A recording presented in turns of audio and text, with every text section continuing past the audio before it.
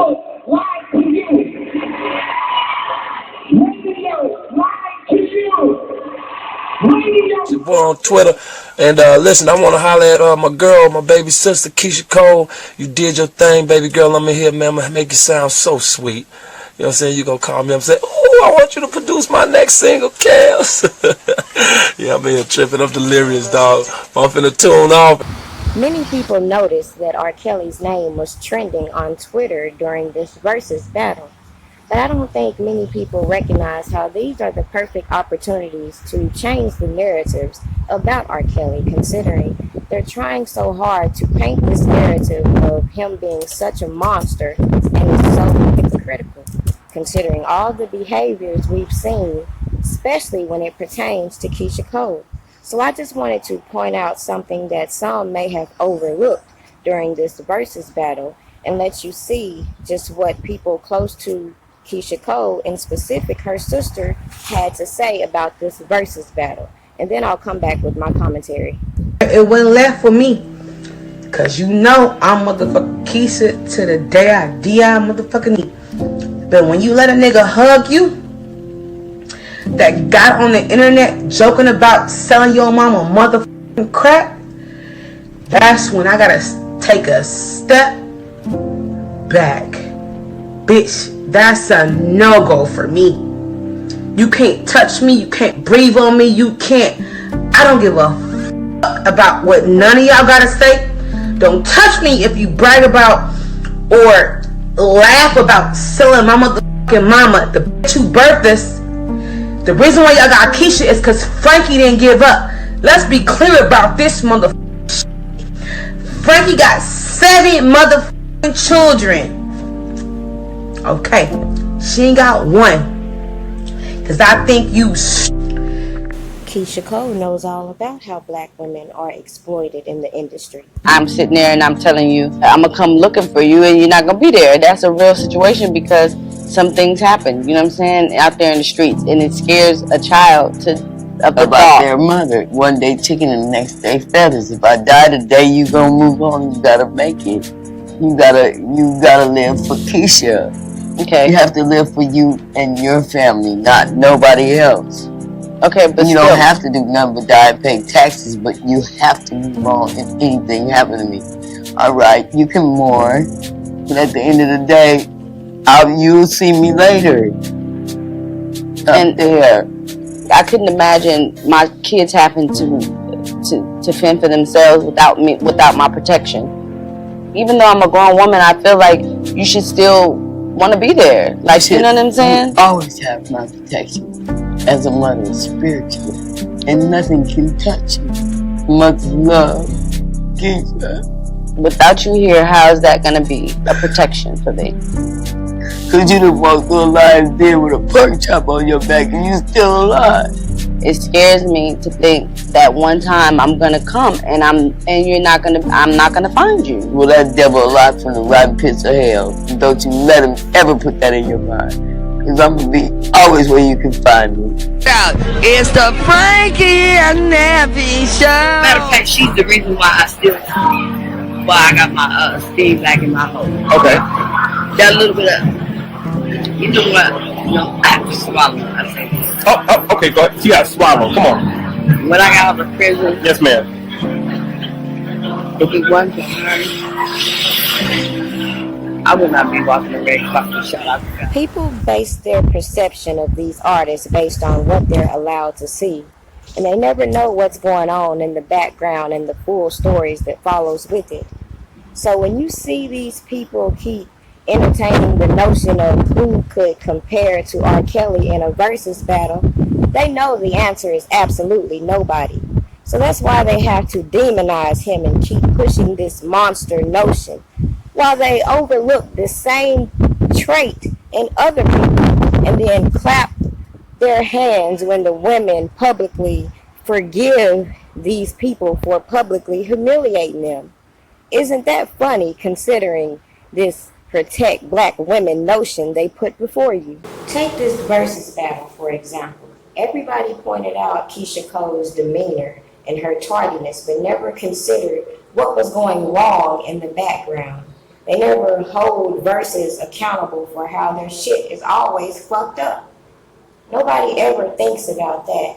And listen to what the DJ had to say about Keyshia Cole's attitude, as so many people commented about. Keyshia and J-Mac here last night versus battle. Ashanti versus Keyshia Cole. Now, J-Mac, our resident DJ. Go DJ High C. Family. He's Keyshia Cole's DJ. And we got to clear up what was going on last night. Morning, y'all. How y'all doing this morning? We doing good, man. Man, I appreciate y'all for tuning in to the Verzuz, man. Hey, listen, you did your thing. Listen. Yeah. I know everybody was upset that Keyshia Cole was late last night. Her energy was a bit off. Hey, man, it was it started out weird, man. Just stuff that y'all don't see behind the scene. Not to say nothing about Verzuz or anything like that, but the show started. We didn't get to start on time, of course. Everybody know that. But then on Keyshia's defense, I can truly say that she didn't want to come out because her screen was blurry. On her end, her screen was blurry, and she was like, she was there on time. I was there. I seen everything. She was there, but she didn't want to come out on, because the screen was blurry and stuff wasn't right. We couldn't hear their side. So there was a lot of technical stuff going on in there, See, and this is what I like, because a lot of people get mad at Keyshia without knowing the background of what really happened. Yeah. And I'm glad you being from Houston and a voice that we truly trust can give us that backstage perspective. Because I will say the energy, I was like, what's going on? Yes, her energy is not like this. Because she's a perfectionist, and when stuff don't go the right way, it's downhill from there. I can say that. And that's just the truth. And so she was already upset about it being pushed back like it was anyway, but just COVID, And then so the build up, and it made her have to push her record back, so that was big on her brain. But, it just threw her energy off. But I did the best I could to try to bring her back, but by that time she was already upset. My stuff blurry, it ain't right. So Verzuz got to do better. You got to tell us one thing, and I looked at your Instagram later. But OT Genesis, how did that happen? Well, I was sitting in the studio, and then he walked in. I was like, oh snaps! And then I said, I guess they must have made up. But for them to do that says a lot, because Keyshia don't. Keyshia, she don't play, man. For her to do that, I was like, damn, it must be all right then. Okay. For her to even come back around, you know what I'm saying? Because when she go there, she go there. So I wanted to use this scenario to demonstrate how the black community is so filled with hypocrisy. These people expect us to believe that real victims don't want to come out and do what they're supposed to do when they are a victim and report it to authorities, because people will criticize them. When actuality, the real problem is the lack of support for black women in the community. Women are not allowed to voice their individual opinions, especially if it goes against what others said. And when you see these people who say that R. Kelly is such a monster and advocating for victims get on public platforms and display this counterproductive behavior and sit up and fuel bullcrap just because they can't articulate the way they feel without ridiculing and trying to embarrass people on public platforms. Now this goes both ways, with supporters and people against R. Kelly. The problem remains the same. We want to sit here and give such judgment against R. Kelly, and then we want to play with the word of God. We want to sit here and judge this man so harshly, but the word says, treat thy neighbor like thyself. He also says, do not judge the speck in your neighbor's eye if you can't address the plank in yours. How many times do we see women being publicly ridiculed and humiliated and then expected to turn the other cheek and just be content with being disrespected just because God says we should forgive and forget? It's okay for Keyshia Cole to forgive OT Genesis, is the point. The problem is the message that I feel like was sent out in doing so, considering we've never seen him get up on the public platform the same way he did to humiliate not only her sister, and her mother, people that had absolutely nothing to do with the simple request she asked him. Why is it women can't make a simple request behind the scenes without men going on public platforms and ridiculing them, while people cheer them on and turn the blind eye like nothing is wrong with that? Yet R. Kelly is supposed to be the monster. I also wanted to hit on the fact that a lot of people in the audience fail to realize that a lot of these celebrities are real down-to-earth and shy people. Just because they're celebrities does not take away the fact that they're real people. So they can create a different persona, like R. Kelly versus Robert Kelly. These are two different entities. So when these people try to mesh them together for R. Kelly, but then when other people have these aliases and alter egos, it's okay. On that same token, a lot of people don't realize these artists have to pay for a lot of these things that go on when they do these performances. Now, with that being said, I wanted to bring up an incident that happened with R. Kelly, in which at the time people neglect that he was going through the same thing he's going through now, so it's not odd that he would be paranoid about certain things.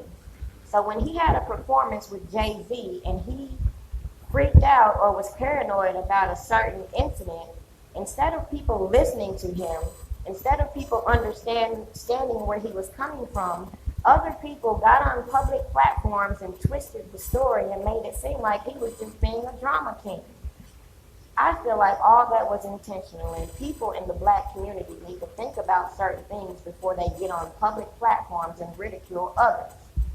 The same way people were name dropping my name just to drive certain narratives, look at the way they act now, and they wonder why I don't fool with nobody.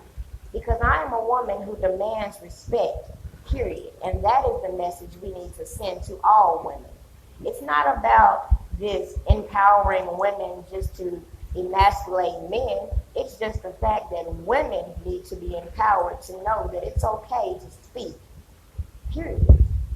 Now, with that being said, my next upload is going to be an update on the case because, as you know, anytime R. Kelly's name is coming up and anytime you see a lot of bull crap on the internet, people will come back with all this other stuff to distract you. They think because they deleted shit that you're supposed to forget what you've already seen, and they forget that all this stuff is to distract you from R. Kelly's injustice.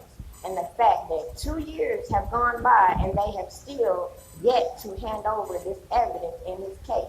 Yet you got all these people on public platforms talking about what they've seen and what they've discovered and all this other bull crap. Yeah, they got all this evidence against R. Kelly, but they won't hand it over. But CNN has seen the evidence. People on YouTube have seen the evidence. Yeah, right.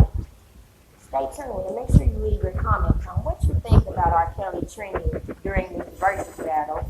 How people always try to replace him with his "who's the next king of R&B" propaganda, and how hypocritical people are in the black community when it comes to abuse, and how some people can be demonized while others are praised, and how women are supposed to just forgive and forget when they have been publicly humiliated.